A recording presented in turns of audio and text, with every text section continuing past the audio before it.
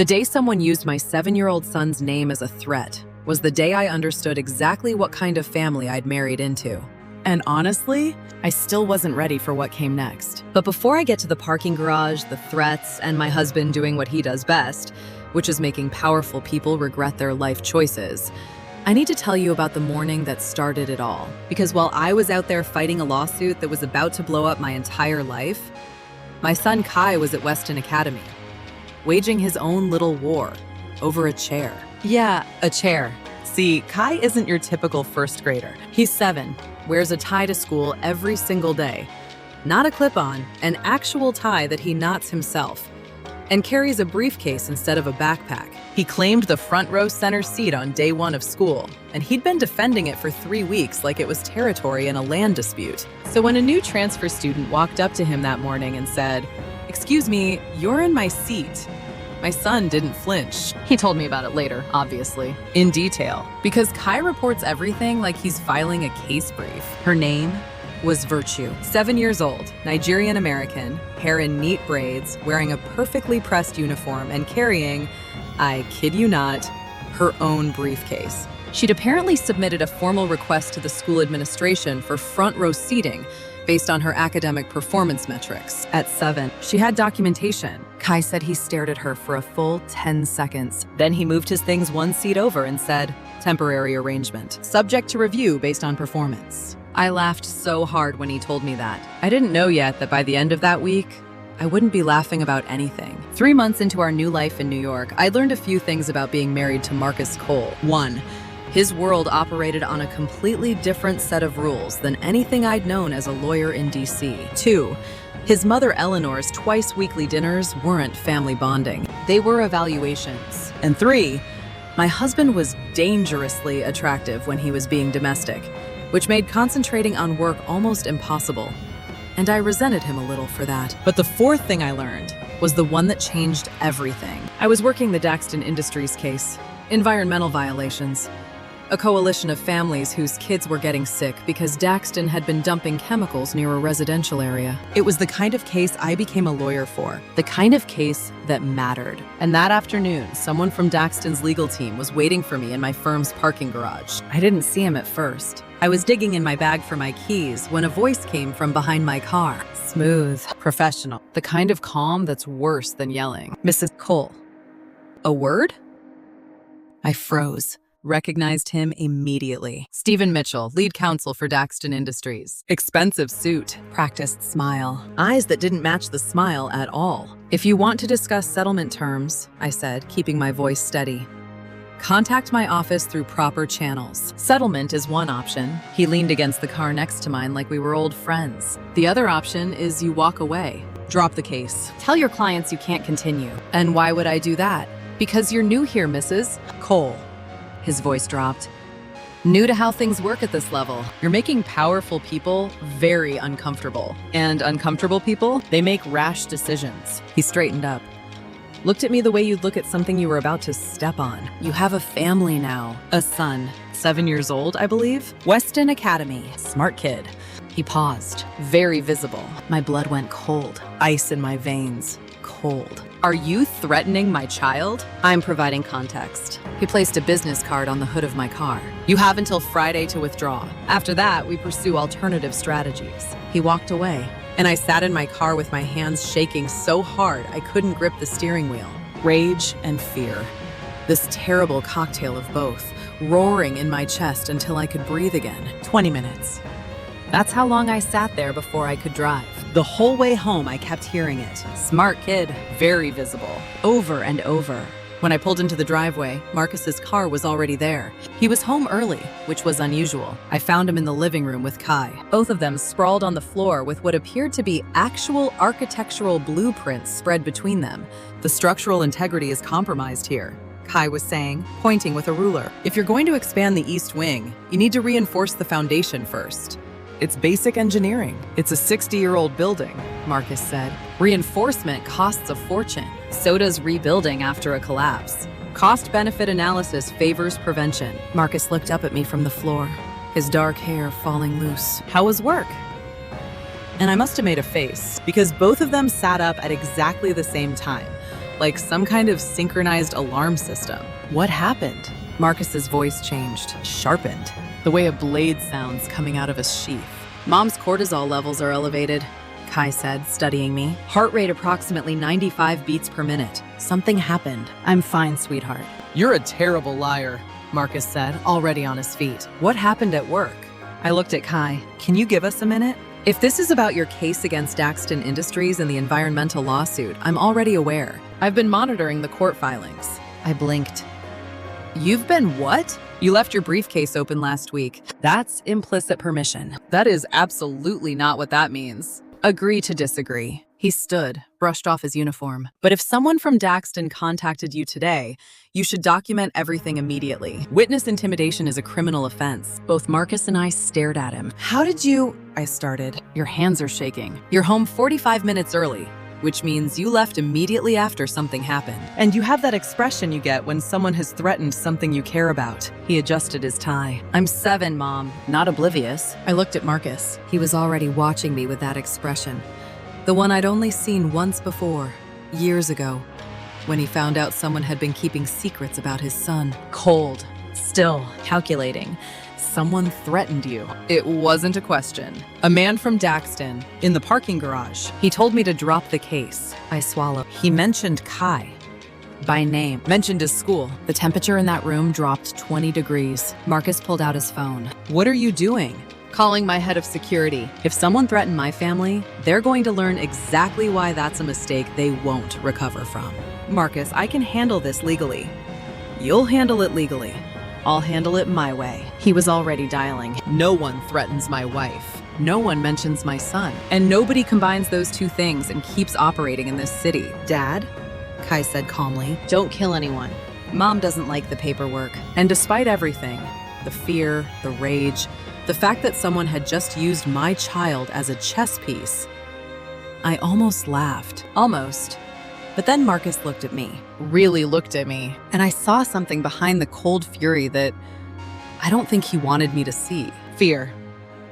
My husband, who could buy and sell companies before lunch, who'd built an empire from the ground up, who'd spent 7 years tearing the world apart trying to find his son, he was terrified, not of Daxton, not of their lawyers or their threats. He was terrified of losing us. And that fear, that's what made what happened next inevitable. Because Marcus Cole afraid was 100 times more dangerous than Marcus Cole angry. And Daxton Industries was about to find out exactly what that meant. The next morning, I woke up to a cold bed. Marcus's side hadn't just been slept in and left. It was cold, which meant he'd been gone for hours. I found Kai in the kitchen, school uniform perfect, eating a meticulously organized breakfast while reading the Wall Street Journal, because of course he was. Your father left early, I said, pouring coffee. I'm aware. He kissed my forehead at 5:47 a.m. and told me to protect you while he was gone. I informed him I was 7 and also asleep. He said age and consciousness were irrelevant to duty. Kai turned a page. He's very dramatic before sunrise. Did he say where he was going? No, but his car headed toward Midtown, and he was wearing the black suit. What's significant about the black suit? Kai looked up at me like I'd asked what color the sky was. He only wears the black suit when he's going to ruin someone's day. The navy suit means negotiation. The gray suit means family events. He folded the newspaper. We've only been married 6 months, Mom. You should really learn his patterns. How do you know all this? I pay attention. Also, Grandma Eleanor told me she's very helpful with understanding Dad's behavioral patterns. He paused. She also said you're doing well with the family dinners, but your composure under pressure needs work. I set down my coffee. My composure is fine. You cried at dinner last Tuesday. That was from the hot sauce your grandmother put on everything, not emotion. The effect is the same. It suggests weakness. Kai slid off his chair, grabbed his briefcase. I need to get to school early. Virtue and I have a study session. The girl you gave your seat to? I didn't give it to her. We negotiated a shared seating arrangement pending performance review. Baby, do you have a crush on Virtue? His face went carefully blank. I respect her intellectual capacity and appreciate her direct communication style. That's not an answer. She challenges me in ways my peers don't. Her analytical thinking is exceptional, and she's not intimidated by our family name. He paused. Adjusted his tie. Also, she's pretty. but that's secondary to her intelligence. I bit back a smile. You like her. I'm going to school now. This conversation is over. Kai has a crush, I called after him. I don't have crushes, he called back, already heading for the door where his new security detail was waiting. I have strategic alliances. That's exactly what your father said about me. He stopped in the doorway, turned back, because Dad was stupid about his feelings for 7 years. I'm not wasting that kind of time. He left, and I sat in my kitchen and laughed until tears ran down my face. My 7-year-old had just logic trapped himself into admitting he liked a girl. Then my phone buzzed. Text from Marcus. Daxton's CEO agreed to meet. 10 a.m.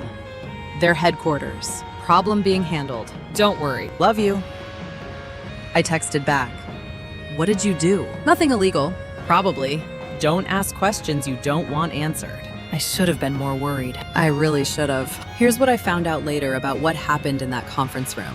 Marcus told me some of it. His head of security filled in the rest. And honestly, I'm still not sure whether to be proud or horrified. Marcus walked into Daxton Industries like he already owned the place. Which, after that morning's maneuvering, he sort of did. The CEO, Richard Hale, met him in the executive conference room. 50s, expensive suit, the kind of practiced smile that doesn't reach the eyes. Mr. Cole.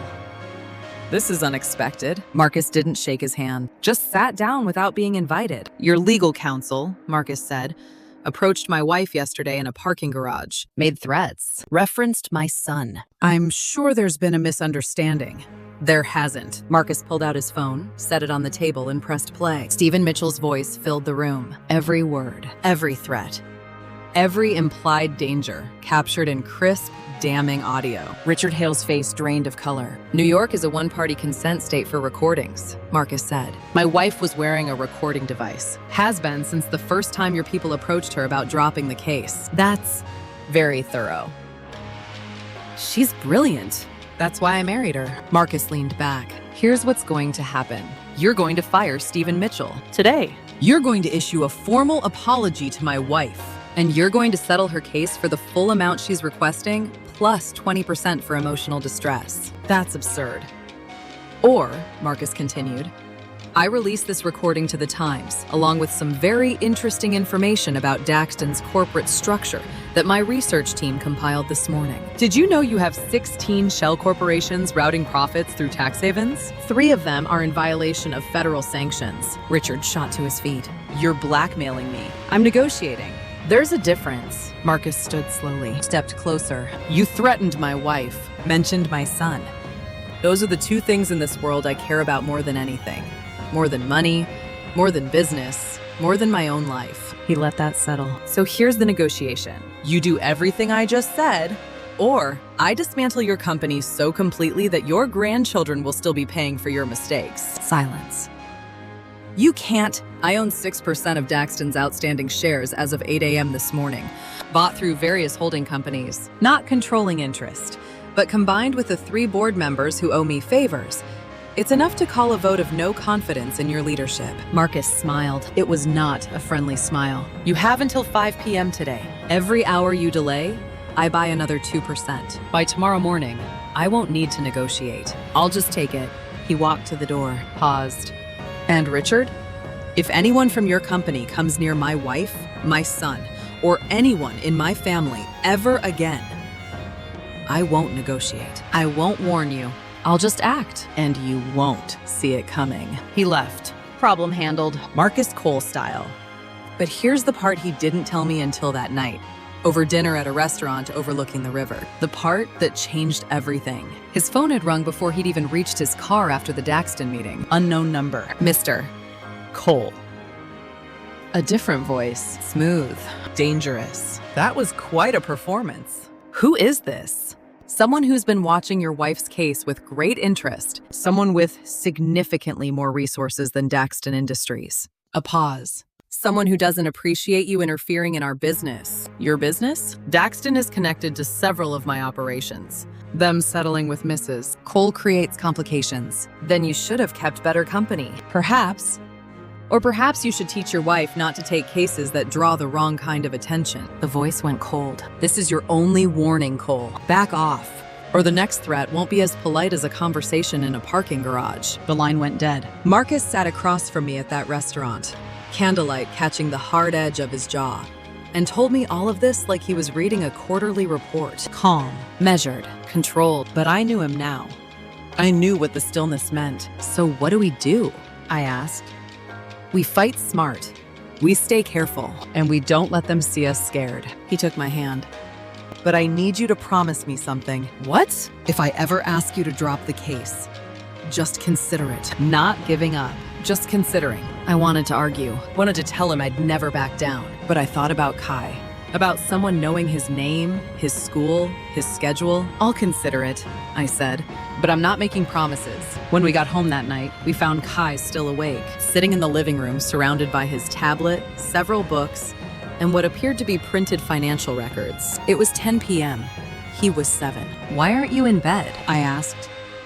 I was researching. He looked up and his face was different. Not the usual confident, borderline smug expression. Something heavier. Daxton Industries has connections to 6 major corporations. 3 of them have documented ties to organized crime. Your case isn't just about one company, Mom. It's about an entire network. Marcus and I exchanged looks. Kai, Marcus said carefully, how did you access that information? Uncle Daniel's laptop. He left it unlocked when he visited last week. I may have installed tracking software. You did what? Uncle Daniel doesn't trust me. Kai's voice was steady, but I caught something underneath it, something that sounded like it hurt. He told Grandma I was too American, said I wasn't a real Cole, that I didn't belong in the family. Kai pulled up a file on his tablet. I wanted to know what he was really doing when he visited, if he was looking for reasons to push us out. The room went quiet. Marcus had gone very still. And what did you find? Marcus asked. Kai swallowed hard. He's working against you, Dad. Has been for 3 months. Ever since the wedding. He's been trying to undermine your position in the family. Wants to take over the company. Kai pulled up another file. And the Daxton connection? That's part of his strategy. He hired Stephen Mitchell specifically to go after Mom. The environmental case was just convenient cover. The real goal was to make you look unstable for overreacting to protect her. I couldn't breathe. Marcus's brother. His own brother had orchestrated this. Kai, I whispered. How long have you known? 2 weeks. His voice cracked. Just barely, but I heard it. I kept checking because Uncle Daniel was the first person in the family who was nice to me when we moved here, Mom. He took me to get pizza. He taught me how to knot my tie the Cole way. He bought me my first briefcase. Kai looked down at his tablet. His small hands were trembling. He was the only one besides Dad and Grandma who made me feel like I actually belonged in this family. And the whole time, he was using me, using all of us. My heart shattered. Right there, into 1,000 pieces on the living room floor. Because underneath all the genius, underneath the ties and the briefcase and the corporate vocabulary, Kai was a 7-year-old boy who just learned that someone he loved had betrayed him. And no amount of intelligence could make that not hurt. Marcus crossed the room, pulled Kai into his arms. Kai stiffened. He always stiffened at unexpected physical contact. Then slowly, crumbled into his father's chest. I'm sorry, Kai whispered. I should have told you sooner. I just kept hoping I was wrong. You have nothing to be sorry for, Marcus said, and his voice was raw, stripped. Nothing. But I hacked his computer. You protected this family by breaking the law, by being brave. Marcus pulled back, held Kai's face in his hands. Listen to me. What Daniel did, that's not on you. That's not because of you. And for what it's worth, you're more Cole than he'll ever be. Blood doesn't make family, Kai. Loyalty does. Kai nodded, wiped his eyes with the back of his hand and tried to rebuild his composure. He almost managed it. Does this mean I'm not grounded? Oh, you're absolutely grounded. I just saved the family business by hacking your uncle's computer. For good reasons. Still hacking. 2 weeks. No tablet except for homework. Kai glared at both of us. This family has a very inconsistent reward system. He gathered his things with maximum dramatic flair and stalked toward his room. Paused at the door. For the record, he said quietly, I'm right about Uncle Daniel, and you're going to need everything I found. For the record, Marcus replied, you're still grounded. The door closed, and Marcus sank into the couch beside me, ran his hands through his hair. Our 7-year-old just uncovered a family conspiracy before my security team did. I know, and he's heartbroken about it. I know that too. Marcus was quiet for a long moment. Then, I'm going to destroy Daniel for this. Not just for the business, for making Kai feel like he wasn't enough. I leaned against him. We handle it together, one problem at a time. But I lay awake that night, staring at the ceiling, thinking about Kai alone in his room. My brilliant, impossible 7-year-old son who wore armor made of ties and big words because somewhere deep inside, he believed that if he wasn't extraordinary, this family wouldn't want him. And I wondered how long he'd been carrying that fear, and how I'd missed it. Grandma Eleanor arrived at 6 a.m. sharp the next morning. Kai answered the door, still grounded but immaculate in his uniform. Grandmother, He said formally. This is unexpected. no, it isn't. I texted your father I was coming. She swept past him like a queen entering her throne room. Designer handbag, perfect posture. The kind of presence that made you stand up straighter without knowing why. Where's the information on your uncle? I'm grounded. For what? Corporate espionage. Were you successful? Very. Then you're doing fine work. Where's the data? Kai blinked. I'm grounded from my tablet. This is family business. Grounding is suspended for matters of family security. She settled onto the couch. Get your tablet. Show me what you found. 20 minutes later, Marcus walked in to find his mother and his 7-year-old son conducting what looked like a tactical war briefing in the living room. Here. Kai was saying, pulling up files. Uncle Daniel transferred $500,000 last week to this account. It's registered to a shell company, but the beneficial owner is Stephen Mitchell, the lawyer who threatened Mom. So Daniel hired him directly, Eleanor said. Exactly. The environmental case was just cover. The real play was to make Dad look unhinged for protecting Mom, then use that instability as justification for a leadership challenge at the quarterly board meeting. Eleanor's expression didn't change, but her eyes went sharp. Calculating. Daniel always was clever. Not clever enough, apparently. Marcus cleared his throat. They both looked up. Mother, He said, I grounded him. I ungrounded him. Family business takes precedence. That's not how parenting works. I raised you.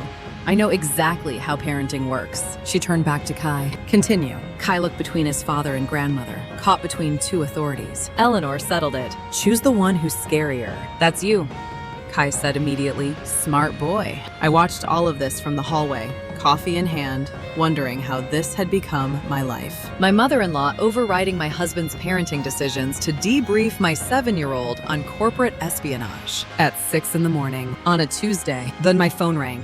The school. Mrs. Cole, there's been an incident. Everything after that happened fast. Someone had tried to access Weston Academy using false credentials. A man, early 30s, claiming to be Kai's uncle. He'd had documentation.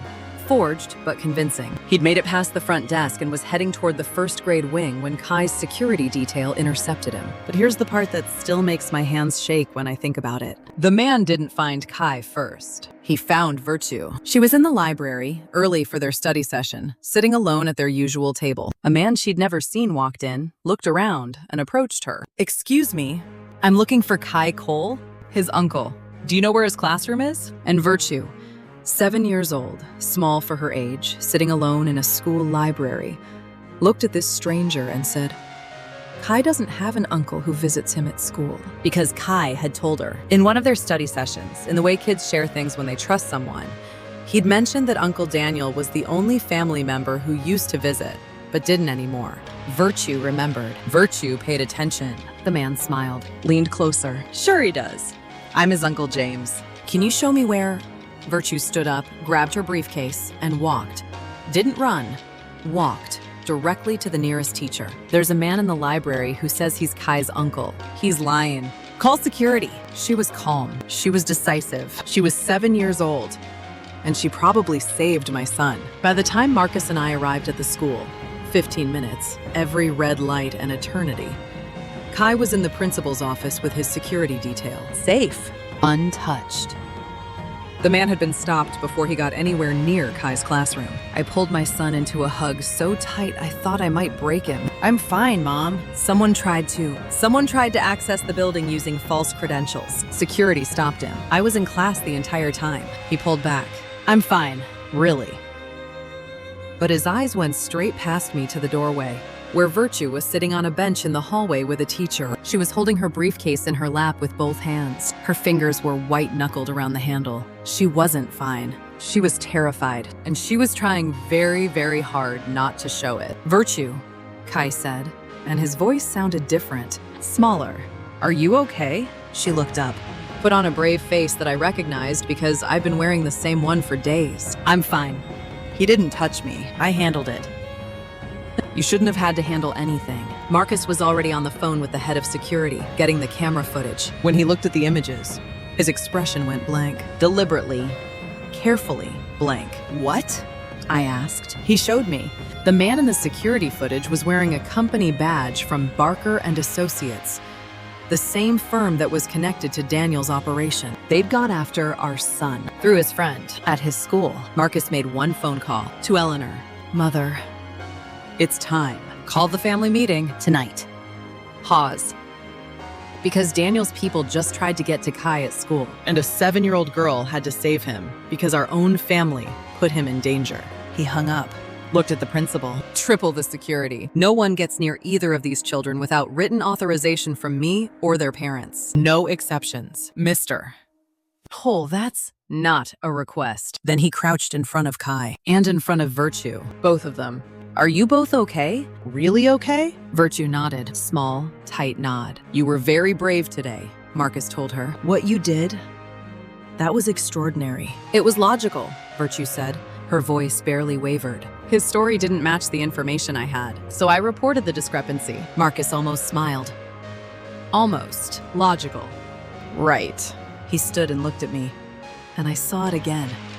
That fear underneath everything. The one that was going to make him do something drastic, something final. On the car ride home, Kai sat in the back seat, silent. Not his usual thoughtful silence. This was something heavier, something that pressed down on his small shoulders until he looked even smaller than he was. Kai? I said gently. It's my fault. His voice was barely audible. What? Virtue. She was in that library because of me, because of our study session.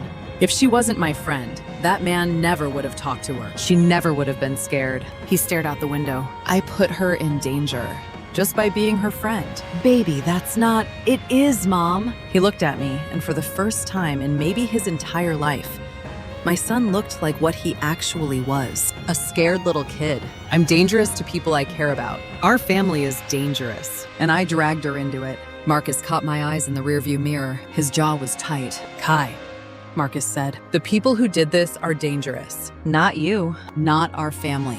Our family is why they did it. Neither of us had an answer for that, because he wasn't wrong. That evening, the Cole family meeting convened in Eleanor's penthouse. Every major family member, every board member, and Daniel, sitting across from Marcus with a smile on his face like he hadn't just tried to blow up his brother's life. This is unusual, Daniel said. Emergency meeting with only a few hours' notice? Emergency circumstances, Eleanor said from the head of the table. Someone attempted to access my grandson's school this morning using forged documents. The table went silent. That's terrible, Daniel said. Do we know who? Yes, Marcus said. Someone connected to Barker and Associates, the same firm you've been funding for the last 3 months. Daniel's smile held, but something behind his eyes shifted. I don't know what you're talking about. Yes, you do, Kai's voice, clear and calm from where he sat beside his father. My 7-year-old, sitting at a table of adults with evidence on his tablet and heartbreak behind his eyes. You hired them to block Mom's case, to make Dad look unstable. And when that didn't work fast enough, you escalated. This is absurd. I'm your uncle. I would never.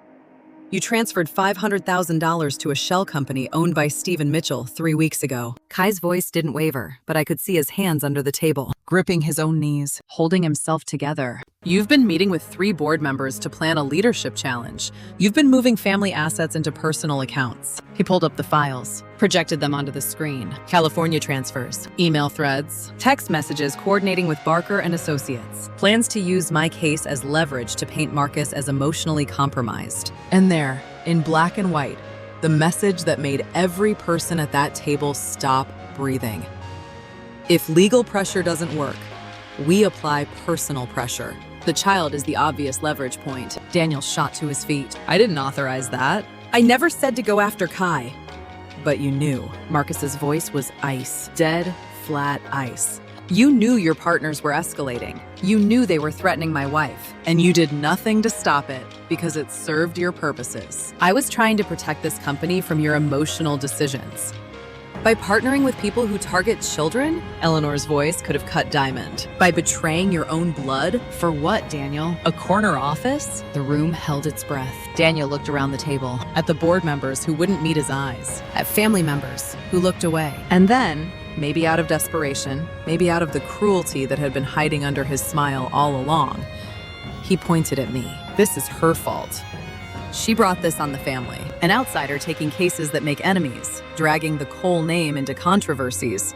Enough. Eleanor stood. The single word silenced the room like a gunshot. Roberta Cole is brilliant, accomplished, and has done more for this family in 6 months than you have in 6 years. Kai is the smartest child I have ever known, and Marcus built this company into something legitimate while you were scheming in the dark. She walked around the table, slow, deliberate.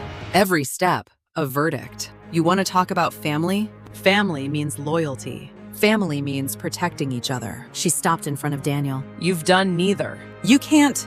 You're out. Removed from all family business operations, effective immediately. Your shares revert to the family trust. Your access to accounts is revoked. Daniel stared at her, Then at Marcus, then at Kai, and my son. My brave, broken-hearted, 7-year-old son stared right back. Didn't flinch. Didn't look away. Even though I knew that behind those steady eyes, something inside him was falling apart. Because the man who bought him his first briefcase, who taught him how to knot his tie, who made him feel like he belonged, that man was looking at him right now with nothing but hatred. This isn't over, Daniel said. Yes, Marcus said quietly. It is. Daniel left. The room stayed silent. Then Eleanor looked at Kai. Good work, sweetheart. But we need to discuss appropriate methods of intelligence gathering. I'm already grounded. I'm extending it to 3 weeks. What? Why? For being sloppy with your digital footprint. If you're going to conduct investigations, do it properly. Don't leave traces. She looked at the board members. Anyone else want to question Marcus's leadership? Now would be the time. No one spoke. Good. Meeting adjourned. The drive home was quiet.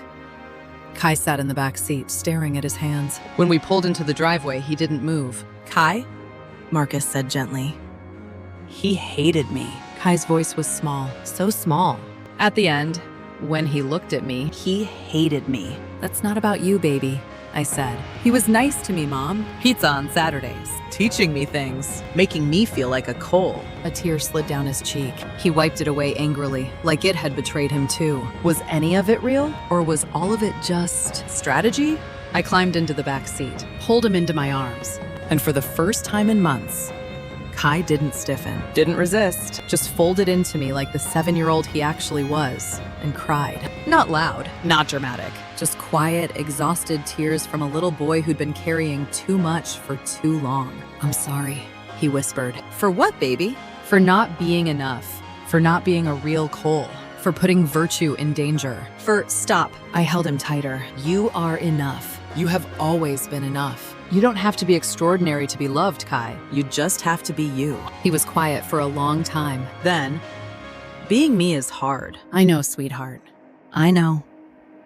Marcus sat in the front seat, hands white on the steering wheel, staring straight ahead, not moving, not speaking. Because if he turned around, I knew, we both knew, he'd break too. And one of us had to hold it together. We sat in that car in our own driveway for 20 minutes. Just the 3 of us, holding on. Tomorrow we'd figure out who was behind Barker and Associates. Tomorrow we'd deal with the fallout from Daniel's exile. Tomorrow, Marcus would go back to being the man who could buy and sell empires before breakfast. But tonight, in a parked car, in the dark, we were just a family, trying not to fall apart. And for right now, that was enough. 3 weeks passed, and somehow, impossibly, life started to feel almost normal again. Marcus had dismantled Barker and Associates so thoroughly that the firm dissolved rather than try to keep operating. The people backing them had gone quiet, at least for now. Daniel had been exiled to the family's property upstate, stripped of everything. And my case? The injunction had been thrown out. My senior partner had apologized for suggesting I drop it, and we were moving toward trial with more evidence than we'd ever expected to have. Kai was still grounded, though he'd negotiated it down to 1 week by arguing. And I swear I'm not making this up. That prolonged punishment for a past offense constituted cruel and unusual treatment under international human rights standards. Marcus had looked at me across the dinner table. Did our 7-year-old just cite the Geneva Convention to get out of being grounded? He did. That's horrifying and impressive in equal measure. Welcome to parenting a genius. But here's what I noticed in those 3 weeks that nobody else seemed to. Kai was different. Quieter. Not in a dramatic way. He still wore his tie, still carried his briefcase, still corrected his math teacher's curriculum. But at night, when he thought no one was watching, I'd find him sitting in his room in the dark. Not reading, not researching, just sitting. One night, I stood in his doorway and watched him stare at a briefcase on his desk. The one Daniel had given him. He hadn't used it since the family meeting, hadn't touched it, but he hadn't thrown it away either. I didn't say anything. Some things a kid needs to process on their own timeline. But I made sure he knew I was there. Every night, just in case. The one bright spot, the only thing that seemed to pull Kai back toward himself, was virtue. After the school incident, Kai had pulled away from her. Not obviously, not dramatically.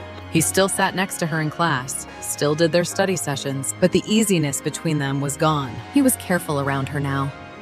Measured, like he was trying to keep her at arm's length so his life couldn't touch hers again. Virtue, being virtue, lasted about 4 days before she called him on it. "You're being weird," she told him at lunch. He reported this to me later with the bewildered expression of someone who'd been caught doing something they thought was invisible. "I'm being appropriate. You're being distant. There's the difference. And I don't like it. Virtue, if this is about the library, stop." I made a choice. I saw something wrong, and I reported it. That's not your fault. That's me being competent. You were scared. I was 7 years old, and a stranger was lying about who he was. Yes, I was scared. I'm allowed to be scared and still handle things. She'd looked at it. "Are you pulling away because you think you're protecting me?" Kai hadn't answered, which was, of course, an answer. "That's stupid," Virtue said. "And you're not stupid, so stop." According to Kai, he'd stared at her for a full 15 seconds, then said, "You're very difficult to protect." "I don't need protecting. I need my friend back." Strategic alliance. Friend. Say it. Friend. Thank you. Now help me with this science worksheet, Mrs. Patterson's instructions are incomprehensible. And just like that, they were okay again. Kids are better at this than adults. They really are. Which is why, when Kai asked if Virtue could come to dinner that Friday, I said yes before he even finished the sentence. "Her parents are going through a rough patch," Kai said carefully. "She hasn't said much, but I can tell. She could use somewhere calm." Marcus raised an eyebrow. "You want to invite your friend to family dinner because she's having a hard time at home?" Strategic alliance. And yes, Kai, that's a very emotionally aware thing to do. I'm being efficient. If Virtue is distressed, her academic performance suffers, which affects our study group productivity. "You like her," I said. "We've established this. Can we move on?" Virtue arrived Friday evening at exactly 6 o'clock, wearing a nice dress and carrying a small gift, a box of Nigerian chin-chin her mother had made. "My mom says never arrive empty-handed," she told me. "It's important. You didn't have to bring anything, sweetheart." "I wanted to." She looked at Kai. "You adjusted your tie 4 times since I walked in." "It was fine the first time. I was ensuring optimal presentation." "You were nervous." He paused. "Maybe a little," she smiled. "That's honest. I like that. I was nervous too." Dinner was easy, shockingly easy. Virtue matched Kai's energy in a way I'd never seen anyone do.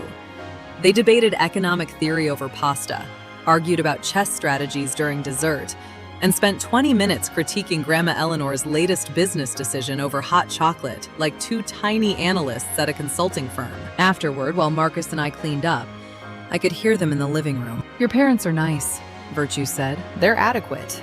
They love you." "Oh, what?" "You can tell by how your mom looks at you when she thinks you're not watching." Kai was quiet for a moment. "Your parents, are they going to be okay?" "I think so. Counseling is helping. It's just loud right now. At home." "I'm sorry."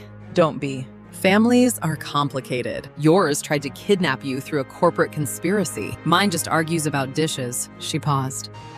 "Thank you for inviting me." for giving me somewhere quiet. That's what friends do. You said friends, without me making you. Don't make it weird. It's already weird. You're being nice. You never admit you're nice. I'm strategically kind. There's a difference. There really isn't. Marcus leaned over to me at the kitchen sink, dish towel in hand, voice low. Our son found his person. They're 7, Marcus. And they're perfect for each other. He pulled me close. Like us. We caused an international disaster. I ran away pregnant and we didn't speak for 7 years. That's not perfect. We found our way back. That's perfect enough. I leaned into him and watched our son, our brilliant, difficult, wounded, extraordinary son, laugh at something Virtue said. Actually laugh. Not a strategic chuckle or a calculated response. A real, surprised 7-year-old laugh. It was the first time I'd heard it since before the family meeting, and it hit me somewhere so deep, I had to turn away so he wouldn't see my eyes get wet. Marcus, Yeah? I want 4 kids. He blinked. What? I said I want 4 kids. A big family. Loud dinners. Chaos and love and all of it. You said 2. I'm renegotiating. He looked at me. Really looked. And whatever he saw in my face made his whole expression soften. 4 kids. 4. I'll agree to 3. 4. 3. 4, or I'm not having this conversation. You're negotiating like high. I learned from the best. He kissed me. 4 kids. Deal. From the living room. Are you 2 negotiating family size? I can hear you. I vote for 2 siblings maximum. More than that reduces individual attention allocation. You don't get a vote, I called back. I'm the oldest. I absolutely get a vote. Virtue was laughing. Your family is chaos. I know, Kai said. And something in his voice, warm, possessive, sure, made my heart crack open. But it's my chaos. That was the night everything felt possible. The night I believed we could handle anything. Daniel's exile, the mysterious threats, the case, all of it.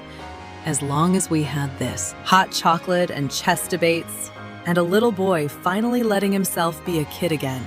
But life doesn't let you stay in those moments, does it? It just gives them to you, so you have something to hold on to when everything else falls apart. 1 month later, I sat in our bathroom at 3 a.m, staring at a pregnancy test. Negative. We'd been trying for 3 months. After the 4 kids negotiation, we'd both been excited, ready, certain. But month after month, negative, negative, negative. I hid the test before Marcus could see, came out smiling, but he was already in the doorway, already watching me with those eyes that missed nothing. Negative again? My smile crumbled. How did you? I've seen the boxes in the trash, Roberta. I know you've been testing. He pulled me close. It's okay. It's been 3 months. That's not very long. It feels long. I know. He kissed the top of my head. But we have time. No rush. I wanted to believe him. I tried. 3 more months passed. 6 months total. Still negative. I made an appointment with a specialist. Marcus came with me. The doctor ran every test, checked everything. Mrs. Cole, everything looks normal. Hormone levels are good. No structural issues. Sometimes it just takes time. 6 months feels like a long time. Medically, we don't typically intervene until after a year. You're healthy. Your husband's healthy. Try to relax. Relax. Right. 2 more months. 8 months total. I stopped testing, stopped tracking, stopped letting myself think about it. Or tried to. And then something shifted between Marcus and me. Not dramatically. Not in any way either of us would have named out loud. But I started working later. Coming home exhausted, going to bed early, avoiding the conversations that might lead to talking about the thing we weren't saying. And Marcus tried. God, he tried. Brought my favorite takeout, suggested date nights, reached for my hand across the couch. I pulled away. Every time. Not because I didn't love him, but because loving him hurt when I couldn't give him what I'd promised. 4 kids, Marcus. I'd said it like it was a certainty. Like my body would just cooperate because I wanted it enough. One evening, Kai appeared in my study doorway. Mom? Yes, baby. Are you and Dad fighting? No. Why? Because you don't talk anymore, and Dad looks sad when he thinks nobody's watching. And you lock yourself in here every night. He climbed into my lap, something he almost never did anymore. Is it about the baby? My breath caught. What baby? The one you're trying to have? I know, Mom. I hear things. I see things. He looked up at me. Is it not working? Tears filled my eyes before I could stop them. It's complicated, sweetheart. Are you sad because you can't get pregnant? Yes. Is Dad sad too? I think so. But he's trying to be strong for me. And you're trying to be strong for him. Kai was quiet for a moment. Then, that's stupid. Kai, it is. You're both sad, but pretending you're not. That doesn't help anyone. He looked at me with those ancient, impossible eyes. Talk to Dad. For real. Not the fake talking where you say fine, but you're not. When did you get so wise? I've always been wise. You just don't listen. I hugged him, and I thought about how my 7-year-old understood what I'd been too scared to face. That night, I found Marcus sitting on the edge of our bed, head in his hands. He looked exhausted. Not work exhausted, soul exhausted. Marcus, he looked up. I'm sorry, I said, for pulling away. For shutting you out, for making this harder than it needs to be. You don't have to apologize. I do, because I've been so focused on what my body can't do that I stopped seeing what it's doing to us. My voice cracked. I know you want more kids. I know I'm disappointing you every month. Stop. He crossed the room, held my face in his hands. Yes, I want more kids, but I want you more. Happy, present, not destroying yourself over this, but I promised you 4. And if it's just the 3 of us, if Kai is our only child, that's enough, Roberta. That's more than enough. His eyes were wet. I'm not losing you to this. You hear me? We take a break. We stop trying. We stop tracking. We just be us again. I kissed him for the first time in weeks. Really kissed him. I love you, I whispered. I love you too. And you're not broken. This isn't failure. It's just timing. We held each other and agreed to stop trying. To take the pressure off, to be a family of 3 and let that be enough. 3 months later, I sat in my car outside the law firm, hands shaking, staring at my phone. At the calendar app, at the date I'd been avoiding. 2 weeks late. I was 2 weeks late. After we'd stopped trying, after we'd given up, after I'd finally accepted that maybe the universe had different plans, my body decided to throw me one more curveball. I reached into my purse, pulled out the pregnancy test I'd bought on impulse yesterday, the one I'd been too terrified to take, too scared to hope. I sat there in that parking garage. The same garage where someone had threatened my family months ago. The same garage where everything started. And I held that test in my shaking hands and wondered if I had the strength to hope one more time. 8 months of negatives. 8 months of grief I never let anyone see. 8 months of hiding in bathrooms and crying into my hands and feeling like my body was betraying me. And now this. I closed my eyes, took a breath, and I thought about Kai, who wore armor made of ties because he was afraid of not being enough. About Marcus, who held everything together so hard that nobody ever saw him falling apart. About Virtue, who walked toward danger instead of away from it. Because that's what brave looks like when you're 7. About this family.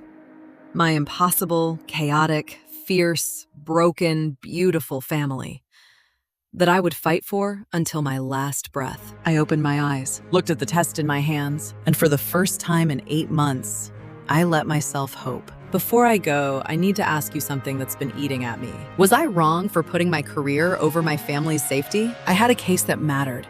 Families with sick kids, a company poisoning their neighborhood, real people counting on me. But my son almost got taken because of it. My husband's brother used it to try to destroy us, and I still didn't walk away. Some nights I lie in bed and think, if something had actually happened to Kai, could I have lived with that? Could I have looked at my son and said, but I won the case? I don't know. I really don't. And if you've ever had to choose between something you believe in and someone you love, if you've ever been in that impossible place where doing the right thing might cost you everything, then you know exactly what I'm talking about. Tell me what you would have done. I need to hear it.